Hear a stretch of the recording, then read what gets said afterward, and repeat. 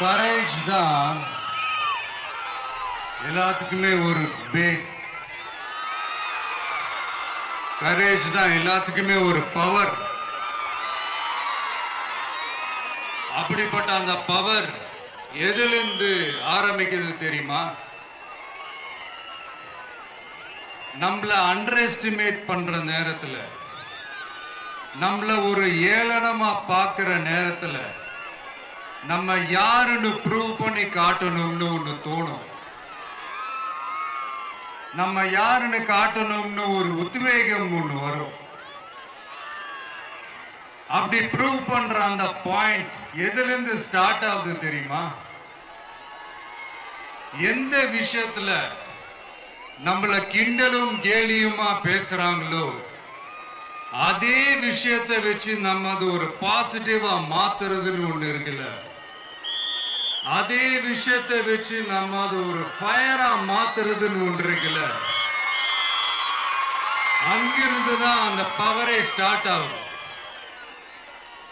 அப்படிப்பட்ட அந்த உண்மையான அந்த பவரை சொல்ற அந்த பாயிண்ட்ல இருந்து ஆரம்பிக்கலாமா? ஏ விஜய், வீட்டு விட்டு வெளியே வா. ஏ விஜய், பணியூர் விட்டு வெளியே வா அப்படின்னு சொல்றவங்களுக்கு என் வீடு எதுன்னு தெரியுமா? முதல்ல என் வீடு எங்க இருக்குனாவது தெரியுமா? என்ன சீண்டி பார்க்கறதா நினைச்சு கிண்டலும் கேலியுமா பேசுறவங்களுக்கு நான் சொல்றேன், இந்த தமிழ்நாடு தமிழ்நாடுன்னு சொல்றாங்களே, அது மத்தவங்களுக்கு வேணா ஸ்டேட்டா இருக்கலாம். ஆனா என்ன பொறுத்த வரைக்கும் என் தாய் நாடான தமிழ்நாடு தான் என் வீடு.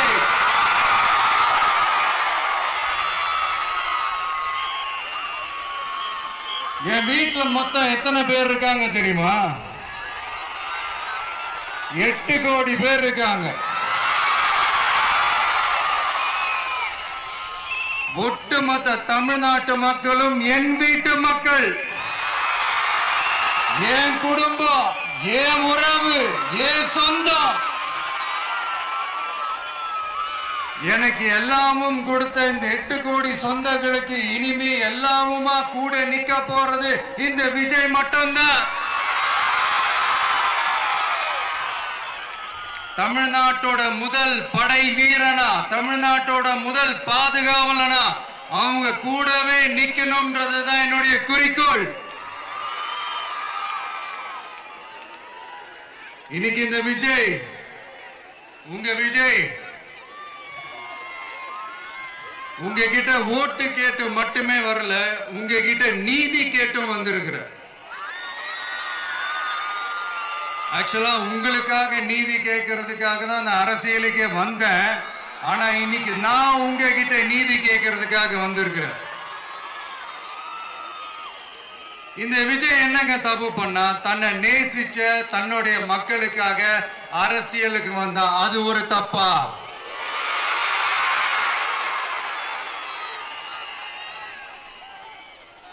எல்லாத்தையும் ஒதுக்கி தள்ளிட்டு மக்களுக்காக மட்டுமே வந்த அது ஒரு தப்பா?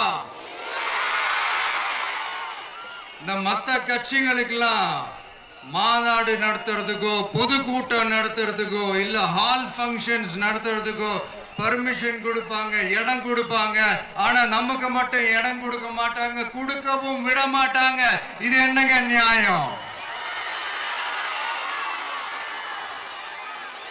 நான் போய் மக்களை சந்திக்கிறதுக்கோ இல்ல மக்கள் வந்து என்ன சந்திக்கிறதுக்கோ ஒரு உரிய இடமோ இல்ல உரிய பாதுகாப்போ மற்ற கட்சிகளுக்கெல்லாம் கொடுப்பாங்க. ஆனா எனக்கு கொடுக்க மாட்டாங்க, கொடுக்கவும் விட மாட்டாங்க. இது என்னங்க நியாயம்? இந்த SOPs சொல்லுவாங்க, அதனுடைய ஃபுல் ஃபார்ம் வந்து ஸ்டாண்டர்ட் ஆபரேட்டிங் ப்ரொசீஜர். ஆனா எனக்கு மட்டும் அது ஸ்டாலின் சார் ஆபரேட்டிங் ப்ரொசீஜர். இது என்னங்க நியாயம்? இந்த விஜய் உண்மையானவன்றது உங்க எல்லாருக்குமே தெரியும். நமக்கு எதிராக சதி செய்யறது யாரு, நமக்கு எதிராக சூழ்ச்சி செய்யறது யாரு, நமக்கு எதிராக பழி போடுறது யாரு, யாரெல்லாம் ஒன்னா சேர்ந்து இதெல்லாம் செய்யறாங்கன்றது உங்க எல்லாருக்குமே நல்லா தெரியும். அதனால என்னோட சொந்தங்களாகிய உங்ககிட்ட வந்து நான் நீதி கேட்காம வேற யாருக்கிட்ட தான் போய் கேட்பேன்.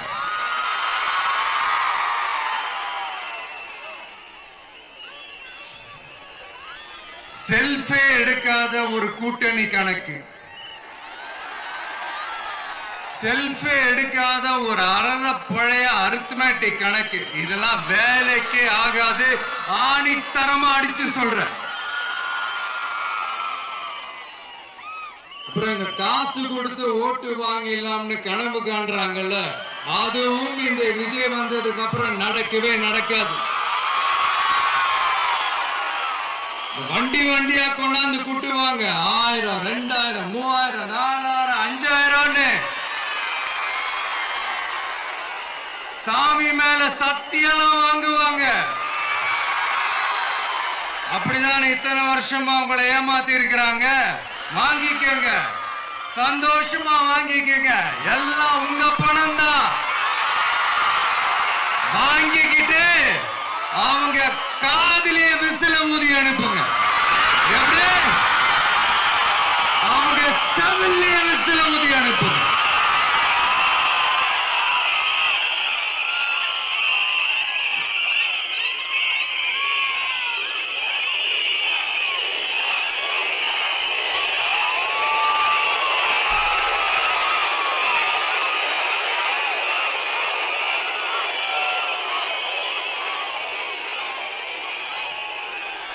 அடுத்து நம்மளுடைய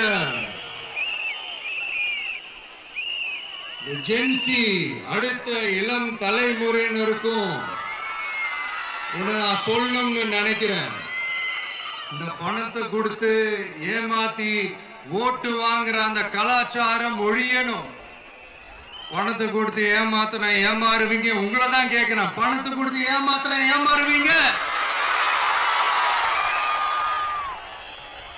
எல்லாரும் கொஞ்சம் கையிப்படி வைங்களேன் எனக்காக. நான் சொல்றத கொஞ்சம் ரிப்பீட் பண்ணுங்க. எங்க ஓட்டு எங்க உரிமை.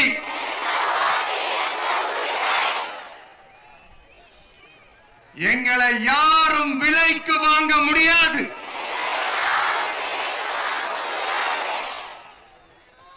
எங்கள் ஓட்டு விசில் சின்னத்துக்கு தான். வேற யாரையும் நம்பி ஏமாற மாட்டோம். தேங்க்யூ.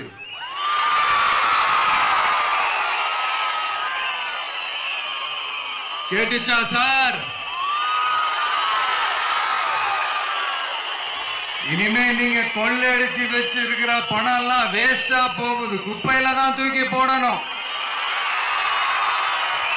உங்களுடைய இந்த ஊழல் ஆட்சியும் மக்கள் குப்பையில தான் தூக்கி போட போறாங்க.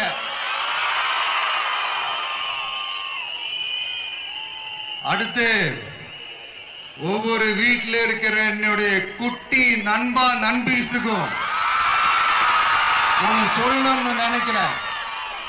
வீட்டில் டிவியில உட்கார்ந்து இந்த பிரச்சார மீட்டிங் எல்லாம் பார்த்துட்டு இருப்பீங்க. உங்களையும் உங்களுடைய ஃபியூச்சரையும் மைண்ட்ல வச்சுக்கிட்டு தான் நாம அரசியலுக்கே வந்திருக்கிறோம். அதனால எனக்காக நீங்க ஒண்ணு செய்யணும். தொடர்ந்து செஞ்சுக்கிட்டு தான் இருக்கிறீங்க. நான் நிறைய கியூட்டான வீடியோஸ்லாம் நான் பார்க்கிறேன். லைக் உங்க அம்மா அப்பா கிட்ட மைக்க நீட்டி யாருக்கு ஓட்டு போடுவீங்கன்னு கேட்டா பின்னாடி இருந்த அந்த பையன் அம்மா விஜய்னு சொல்லுவா, அப்பா விஜய்னு சொல்லுப்பா அப்படின்னு நிறைய அந்த கியூட்டான வீடியோஸ் எல்லாம் பாக்குறேன். அதை தொடர்ந்து தயவு செஞ்சு அதை தொடர்ந்து கண்டினியூ பண்ணுங்க.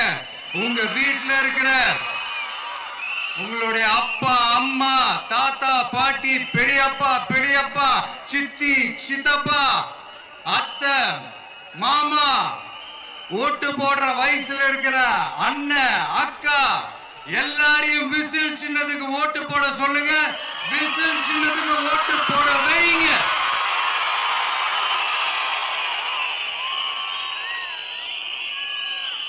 இந்த தேர்தல் நெருங்குற இந்த நேரத்தில் பொலிட்டிக்கலா ஸ்பீக்கிங் டு த பாயிண்ட் ஒரே ஒரு விஷயம் நான் சொல்லணும்.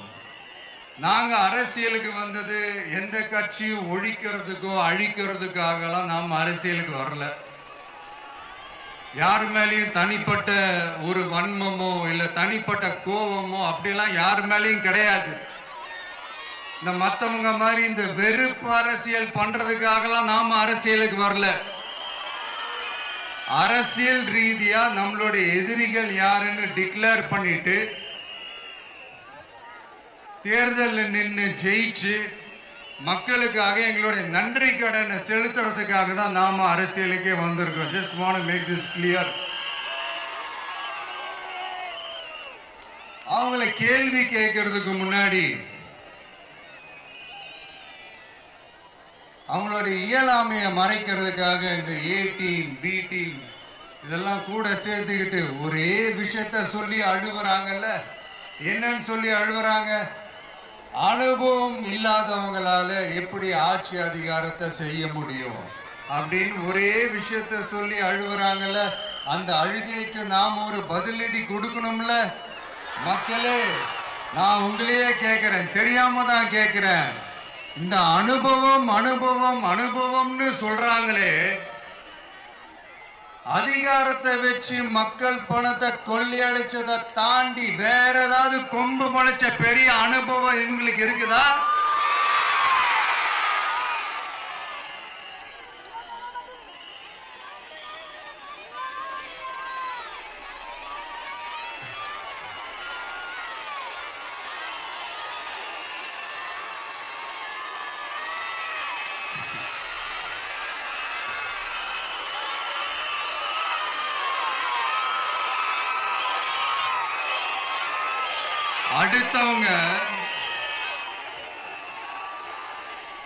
அடுத்தவங்க ஆரம்பிச்ச அரசியல் கட்சியில அடுத்தவங்களுடைய அட்ரஸ்ல அரசியல்வாதிகளா இருந்துட்டு இருக்கிற இவங்க எல்லாருக்கும் ஒரு சவால்.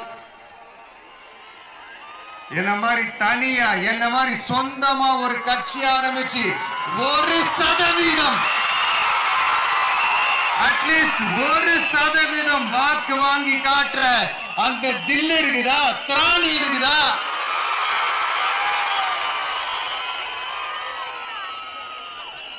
முப்பது வருஷமா மக்கள் இயக்கமா இருந்து இன்னைக்கு மிகப்பெரிய ஒரு அரசியல் கட்சியா வளர்ந்து இந்த கூட்டணி கட்சிகள் மட்டுமே நம்பி இருக்கிற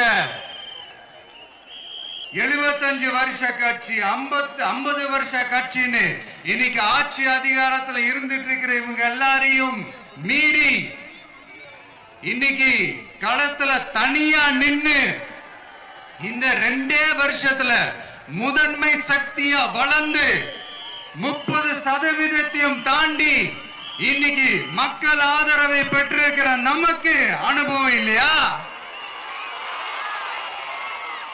உங்களுடைய அனுபவம் என்னன்னு சொல்லட்டுமா?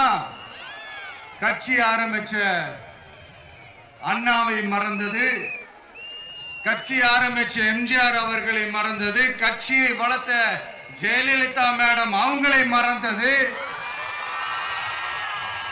இவங்க எல்லாரும் சொன்ன விஷயங்கள், பேசின விஷயங்கள், எதையெல்லாம் ஃபாலோ பண்ணணும்னு சொன்ன விஷயங்கள் எல்லாத்தையும் மறந்தது. இவங்களுக்கு நமக்கு அனுபவம் இல்லையா? நமக்கு அனுபவம் இல்லதான். கொள்ளை அடிக்கிறதுலாம் எங்களுக்கு அனுபவம் இல்லதான். அதெல்லாம் எங்களுக்கு சுட்டு போட்டாலும் வராது. இந்த கொள்கையை பேருக்கு மட்டும் வச்சுக்கிட்டு நேரடியா சரண்டர் ஆகிறது, மறைமுகமா சரண்டர் ஆகிறது, இந்த மாதிரி அனுபவம் நமக்கு இல்லதான். அதுவும் நமக்கு சுட்டு போட்டாலும் வராது.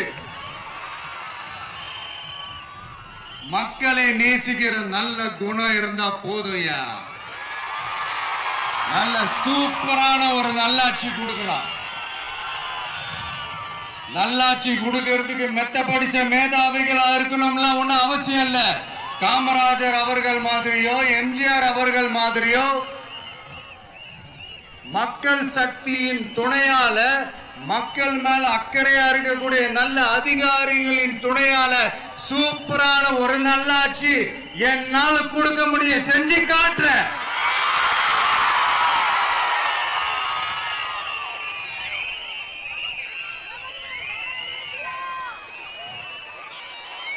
நாலரை வருஷம் ஆச்சு, 4.25 வருஷத்துக்கு மேல ஆகுது.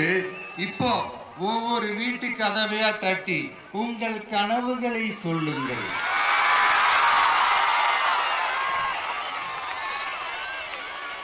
உங்கள் கனவுகளை சொல்லுங்கள், நாங்கள் அதை நிறைவேற்றி காட்டுறோம். இல்ல, ஸ்டாலின் சாருக்கு மக்கள் சார்பு ஒரு கேள்வி. மக்களுடைய கனவு என்னன்னு உங்களுக்கு தெரியுமா சார்? அது சரி, அவங்க என்ன நினைக்கிறாங்கன்னு உங்களுக்கு தெரியாது, அதுக்கப்புறம் எப்படி அவங்க கனவுகளை பற்றி உங்களுக்கு தெரியும். மக்களோட கனவு என்னன்னு நான் சொல்லட்டுமா சார்? 2019, 2021, 2024 இந்த 3 தேர்தலையும் மக்கள் உங்களுக்கு வாக்களிச்சதுக்கு காரணம் நீங்க மக்களுக்கு ஏதாவது நல்லது செய்வீங்கன்னு நம்பிதான். ஆனா நீங்க மக்களுக்கு கொடுத்த பரிசு மக்களுக்கு பாதுகாப்பே இல்லாத மக்கள் விரோத ஆட்சி. அந்த மக்கள் விரோத ஆட்சியை அகற்றிட்டு அந்த இடத்தில் தமிழக வெற்றி கழகத்தை ஆட்சி பீடத்தில் அமைக்கணும் அப்படின்றதுதான் மக்களுடைய ஒரே கனவு. இந்த மக்கள் விரோத திமுக அரசை நிலைக்க கூடாது அப்படின்றதுதான் மக்களுடைய ஒரே கனவு. 100% தூய சக்தி டிவிக்கு ஆட்சி அமைக்கும். அதுல உங்களுடைய கனவுகள், உங்களுடைய ட்ரீம்ஸ் எல்லாமே ஃபுல்ஃபில் ஆகும், நிஜமாகும்.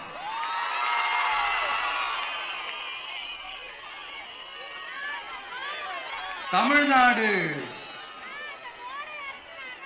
எப்பவுமே டெல்லிக்கு அவுட் ஆஃப் கண்ட்ரோல் அப்படின்ட்டு ஸ்டாலின் சார் அடிக்கடி சொல்லுவாங்க. ஸ்டாலின் சார் எது எதுலலாம் அவுட் ஆஃப் கண்ட்ரோல் இப்ப நான் கொஞ்சம் சொல்லட்டுமா? முதல்ல சட்டம் ஒழுங்கெல்லாம் அவுட் ஆஃப் கண்ட்ரோல், பெண்கள் பாதுகாப்புல அவுட் ஆஃப் கண்ட்ரோல், இளைஞர்கள் வேலை வாய்ப்புல அவுட் ஆஃப் கண்ட்ரோல். மொத்தத்தில் அவரோட ஆட்சியே ஒரு அவுட் ஆஃப் கண்ட்ரோல். இந்த வருஷம் பிகினிங்ல சட்டசபையில பேசும்போது சொல்றாங்க, மக்கள் எல்லாரும் ரொம்ப மகிழ்ச்சியா இருக்கிறாங்க, அதனால நானும் ரொம்ப மகிழ்ச்சியா இருக்கிறேன் அப்படின்னு. மக்கள் சந்தோஷமா இருக்கிறத பார்க்கறது கூட ஒரு சந்தோஷம் தான் சார், அது யாரும் இல்லைன்னு சொல்லல. அப்படி உண்மையிலேயே மக்கள் உண்மையிலேயே சந்தோஷமா இருக்கிறாங்க அப்படின்னா ஏன் சார் விவசாயிகள் போராட்டம் நடக்குது? ஏன் சார் மீனவர்கள் போராட்டம் நடக்குது? ஏன் தொழிலாளர்கள் போராட்டம் நடக்குது? தூய்மை பணியாளர்கள் போராட்டம் ஏன் நடக்குது? அங்கன்வாடி ஊழியர்கள் போராட்டம், செவிலியர்கள் போராட்டம், மருத்துவர்கள் போராட்டம், மாற்றுத்திறனாளிகள் போராட்டம், அரசு ஊழியர்கள் போராட்டம், ஆசிரியர்கள் போராட்டம், இடைநிலை ஆசிரியர்கள் போராட்டம், பகுதி நேர ஆசிரியர்கள் போராட்டம். இதெல்லாம் உங்க ஆட்சியில மக்கள் மகிழ்ச்சியா இருக்காங்கன்றதுக்காக நடக்கிற போராட்டமா சார்? எனக்கு தெரிஞ்சு மக்கள் சந்தோஷமா இருக்கிறாங்கன்னா பொங்கல் வச்சு கொண்டாடுவாங்கன்னு கேள்விப்பட்டிருக்கிறேன். உங்க ஆட்சியில தான் போராட்டம் நடத்தி அவங்களுடைய மகிழ்ச்சியை வெளிப்படுத்துறாங்கன்னு நினைக்கிறேன். இன்னும் தீரவே தீராத பிரச்சனைகள்னா இருக்கிற இடம் பிரச்சனை, பார்க்கிற வேலை பிரச்சனை, பண்ற தொழில் பிரச்சனை, விலைவாசி பிரச்சனை, தண்ணி பிரச்சனை, பஸ் வசதி இல்லைன்ற பிரச்சனை, ரோடு சரி இல்லைன்ற பிரச்சனை, ஆஸ்பத்திரி சரியா இல்லைன்ற பிரச்சனை, இப்படிலாம் ஒரு அடிப்படை விஷயங்களே பிரச்சனையா இருந்தா அப்போ ஆளுங்கட்சின்னு ஒண்ணு எதுக்குதான் இருக்கிறாங்க அப்படின்னு தானே மனசுல தோணும் மக்களுக்கு. ஆட்சிக்கு வர்றதுக்கு முன்னாடிதான் பொய் பொய்யா அடிச்சு விட்டீங்க. இப்ப ஆட்சியை விட்டு போகும்போது கூட பொய் பொய்யா பேசுறீங்களே சார், என்ன சார் இது? மாத்தி மாத்தி பேசுறதுல நீங்க வேற லெவல் தான் சார். ஆட்சிக்கு வந்த அடுத்த வருஷமே 2022ல 70% வாக்குறுதிகளை நிறைவேற்றிட்டோம்னு சொன்னாங்க. அப்புறம் போன வருஷம் 90% வாக்குறுதிகளை நிறைவேற்றிட்டோம்னு சொன்னாங்க. அப்புறம் இந்த வருஷம் 505 வாக்குறுதிகளை 404 வாக்குறுதிகளை நிறைவேற்றிட்டோம். கிட்டத்தட்ட ஒரு 80% வாக்குறுதிகளை நிறைவேற்றிட்டோம்னு சொன்னாங்க. முதல்ல 70, அப்புறம் 90, அப்புறம் 80. இன்னும் தேர்தல் நெருங்க நெருங்க அது 60, 50, 40, 30, 20ல போய் நிற்கும் நினைக்கிறேன். அதையும் அவரே அறிவிப்பாரோ என்னமோ எனக்கு தெரியல. முதல்வர் ஸ்டைல்லையே சொல்லணும்னா, பொய்யிலேயே பிறந்து பொய்யிலேயே வளர்ந்த புலவர் பெருமானே, கொஞ்சம் அத திருத்தி சொல்றேன், புலுகர் பெருமானே. அது இன்னும் பொருத்தமா இருக்கும். அவருடைய அண்ட புழுகு, ஆகாச புழுகு என்ன தெரியுமா? பெண்களுக்கு பாதுகாப்பு தமிழ்நாட்டில் எங்க போனாலும் கொட்டி கிடக்குதான். அப்படி அது உண்மைனா அண்ணா யூனிவர்சிட்டி அந்த பொண்ணுக்கு ஏன் சார் அப்படி ஒரு கொடுமை நடந்துச்சு? கோவை கல்லூரி பெண்ணுக்கு ஏன் சார் அப்படி ஒரு கொடுமை நடந்துச்சு? பெண் குழந்தைகள் பாதிக்கப்படுறதா கிட்டத்தட்ட 1000க்கும் மேலான போக்சோ கேசுகள் ஏன் சார் பதிவானுச்சு? போதைப் பொருள் கலாச்சாரம் கண்ட்ரோலே இல்லாம அது பாட்டுக்கு தாறுமாற எங்கேயோ போய்கிட்டு இருக்கு. வயலன்ஸ்லாம் தலைவிரிச்சு ஆடுது. அதுக்கு ஒரு ரீசன்ட் எக்ஸாம்பிள் அந்த ரயில்வே ஸ்டேஷன்ல அந்த சிறுவர்கள் எல்லாரும் சேர்ந்து செஞ்ச அந்த சம்பவம். சட்டம் ஒழுங்கு சரியா இருந்தா ஏன் சார் இப்படி எல்லாம் நடக்குது? சட்டம் ஒழுங்கு சரியா இருக்கணும்னா முதல்ல தமிழ்நாட்டுக்கு ஒரு டிஜிபி வேணும் சார். எங்க சார் போனார் அவரு? எங்க அவரு?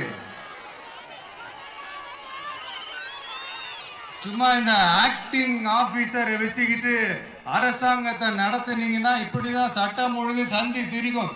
முதல்ல தமிழ்நாட்டுக்கு ஒரு டிஜிபியை போடுங்க சார். அதுக்கப்புறமாச்சும் சட்டம் ஒழுங்கு சரியாகுதான்னு பார்ப்போம். சரிப்பா, கேள்வியா கேட்கிறீங்க, நீ வந்தா என்ன செய்வ அதானே கேட்கிறீங்க. கரெக்ட், கேட்கணும். மக்களோட அடிப்படை தேவைகளை தீர்க்கிறது தான் நம்மளுடைய ஃபர்ஸ்ட் வேலையே. அதை தீர்க்கிறதுக்கான அந்த தேடி போறது, அதோட சொல்யூஷனை தேடி போறது தான் நம்மளுடைய ஃபர்ஸ்ட் அஜெண்டாவே. கொஞ்சம் வெயிட் பண்ணுங்க, தேர்தல் அறிக்கை ரெடி ஆயிட்டு இருக்கு. தெளிவான ஒரு தேர்தல் அறிக்கையாவது வரும். என்ன நம்புற உங்களை நான் டிசப்பாயிண்ட் பண்ணவே மாட்டேன்.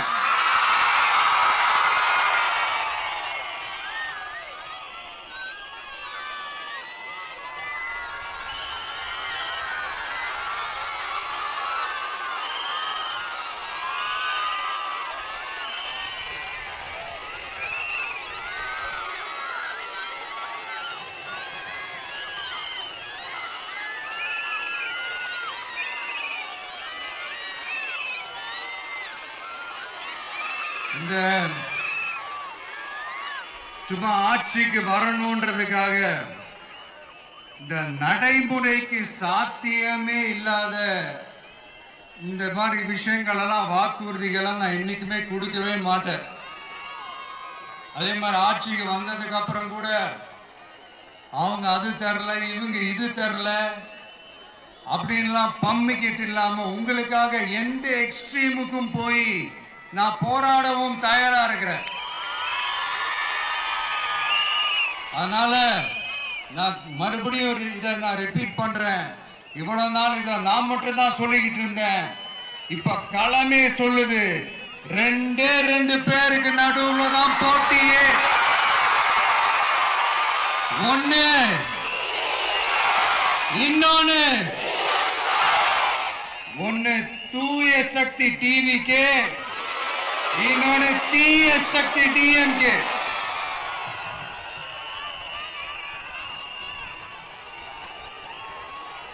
இப்ப நம்ம இந்த எலெக்ஷன் விஷயத்துக்கு வருவோம். விஜய் என்னப்பா இவரை மட்டும் தான் எதிர்க்கிறாரு, இவங்களை எதிர்க்க மாட்டேன்றாரு, அவங்கள பத்தி எதுவுமே சொல்ல மாட்டேங்கிறாரு. இல்ல நான் கேட்கிறேன், இது யாருக்கான எலெக்ஷன்? தமிழ்நாடு சட்டசபைக்கான ஒரு தேர்தல். இப்ப இங்க யார் ஆட்சியில் இருக்கிறா? யாரு பொய்யா வாக்குறுதிகளை கொடுத்து மக்களை ஏமாத்துறது? யாரு மக்கள் விரோத ஆட்சியை நடத்துறது? அப்ப இங்க யாரை அகற்றணும்? இந்த மக்கள் விரோத திமுக அரசை அகற்றணும்னா நம்ம யாரை எதிர்க்கணும்? எதுக்கு தேவையில்லாம பல முறை மக்கள் ஆல்ரெடி டிலீட் பண்ணவங்களை எதுக்கு? நம்மளுடைய கான்சென்ட்ரேஷன், நம்மளுடைய டார்கெட் திமுகன்றப்போ டார்க்னஸ் குள்ள எதுக்கு கல்லெறியணும்? இங்க மக்களை விரும்புற விஜய் வேணுமா, இல்ல மக்கள் விரோத ஆட்சி நடத்துற ஸ்டாலின் சார் வேணுமா? அவ்வளவுதான் இந்த தேர்தல். இதுக்கு நடுவுல வேற யாருமே கிடையாது. புரியுதுங்களா உங்களுக்கு? என் நெஞ்சில் குடியிருக்கும் சேலம் மக்களே,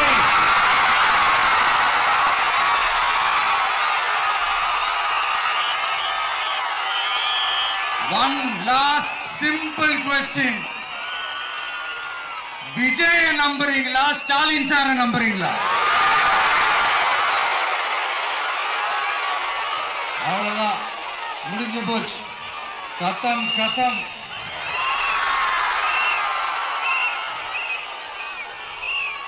போர் முழக்கம் உங்களை ஒரு நிமிஷம் கூட தூங்க விடாது.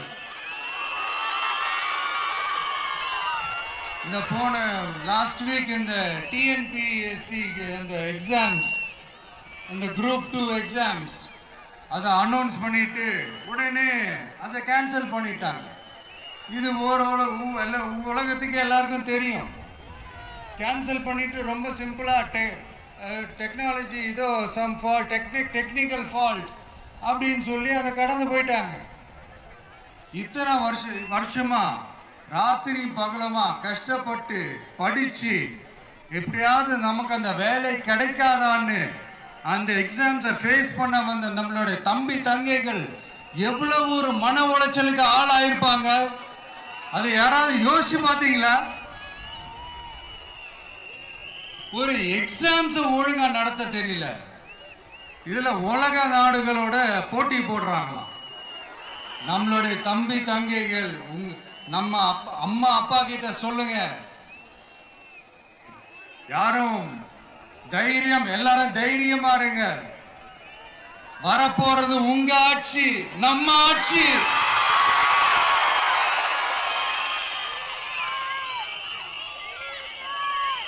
அதனால இந்த மாதிரிலாம் எதுவும் நடக்காம சமூக நீதிக்கான ஒரு நல்ல ஆட்சியை அமைப்போம். இளைஞர்களின் வேலை வாய்ப்புகளை மனசுல வச்சுக்கிட்டு டிரான்ஸ்பரண்டா அதுக்கான ஒரு தீர்வை காணுவோம்.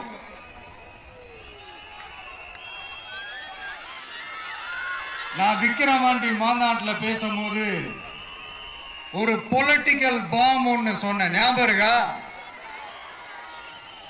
ஆட்சியிலையும் பங்கு, அதிகாரத்திலையும் பங்குன்னு ஒன்னு சொன்னேன். இப்போ அந்த பொலிட்டிக்கல் பாம் எல்லா கூட்டணியிலையும் வெடிச்சுக்கிட்டு இருக்கு, தாறுமாற வெடிச்சுக்கிட்டு இருக்கு. ஸ்டாலின் சார்லாம் பதறாரு. ஆட்சி அதிகாரத்துல பங்கெல்லாம் தமிழ்நாட்டில் ஒத்து வராது அப்படின்னு சொல்றாரு. அவங்கள பொறுத்த வரைக்கும் ஜெயிக்கிறதுக்காக மட்டும்தான் கூட்டணி, மற்ற எல்லாத்துக்குமே அவங்க தனி அணி, அவங்க மட்டுமே ஒரே அணி. வெல்வோம் ஒன்றாக, ஆனா வரும் வெல்த் எல்லாம் பார்ப்போம் தனியாக. அந்த வெல்வோம் ஒன்றாக என்றது இதுதான் சீக்கிரட்டே. புரிய வேண்டியவங்களுக்கு நல்லா புரியும் நினைக்கிறேன். உங்களோட நான் இருக்கேன், நம்மளோட நம்ம மக்கள் இருக்காங்க. இதுக்கு மேல என்ன வேணும்? கான்பிடென்டா இருங்க. நல்லதே நடக்கும். வெற்றி நிச்சயம். மீண்டும் சந்திக்கும் வரை நன்றி, வணக்கம்.